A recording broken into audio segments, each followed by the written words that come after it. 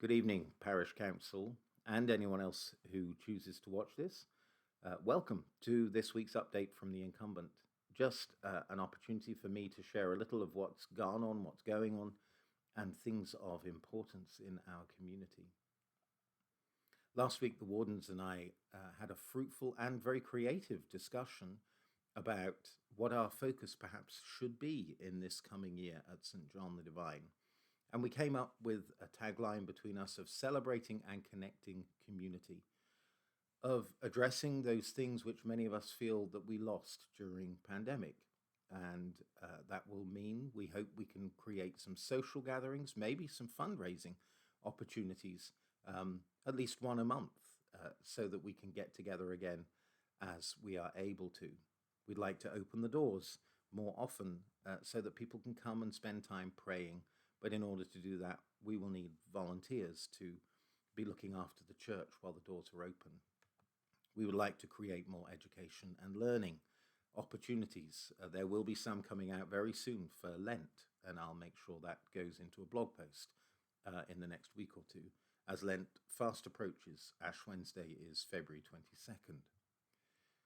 We continue to explore liturgy, and we recognize there's a need for some liturgical education about what liturgy is and isn't, and what it means to be a contemporary, progressive Anglican church, and where there are spaces that we can explore liturgy in other ways apart from the Sunday morning 10 a.m. service, which for many of us is the one place which we connect with our liturgical offerings.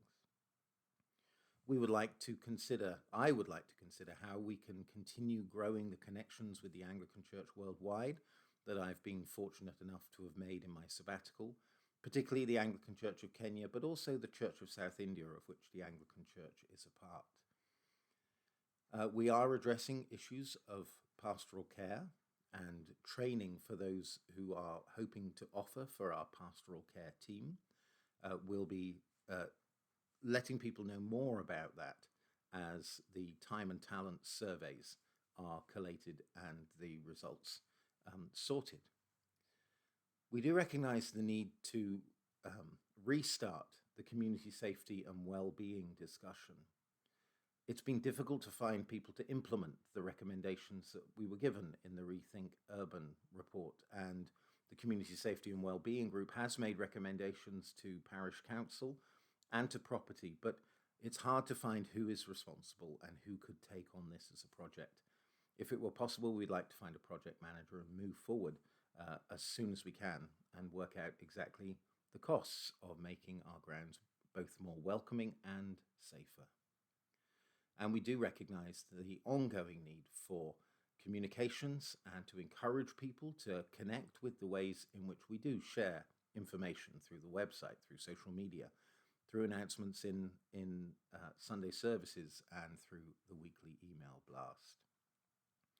I will be writing something about this in the form of a blog post, which I'll put a link into our weekly email blast, as we call it, later on in the week. In this coming week, there's quite a lot going on. We say goodbye to John tomorrow. I'll be taking him to the airport early in the morning, and then I will be coming back to join with the downtown service providers. Tomorrow I have a couple of appointments with members of the community to discuss such issues as socializing and fundraising, and to think a little more again about how we connect with our Indigenous siblings upon whose lands we stand. We are hoping to start a walking together group, but that again will need personnel and those who are committed to the work of learning, listening, and connecting with the Indigenous peoples of this place.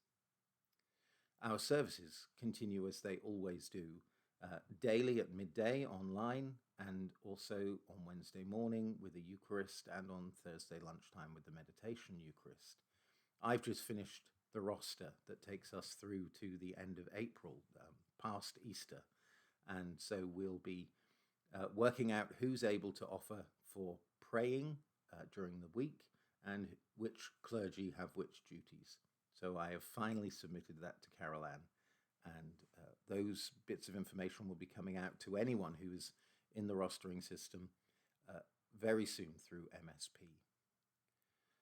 Tomorrow evening, I have a meeting with the North Park Neighbourhood Association, a board meeting.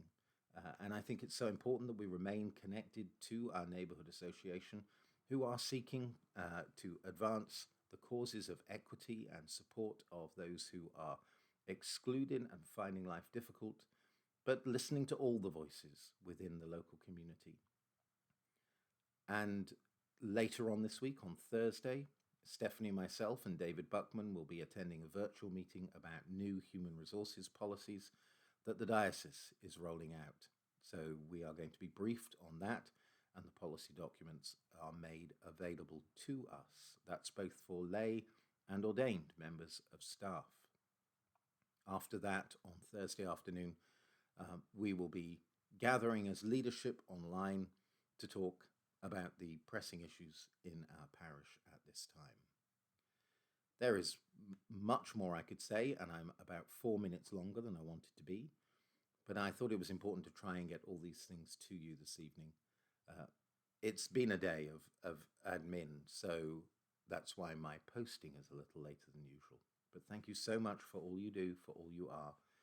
Blessings on you, and as we reach the end of a parish council year, thank you so much for the hard work you have put in the last year.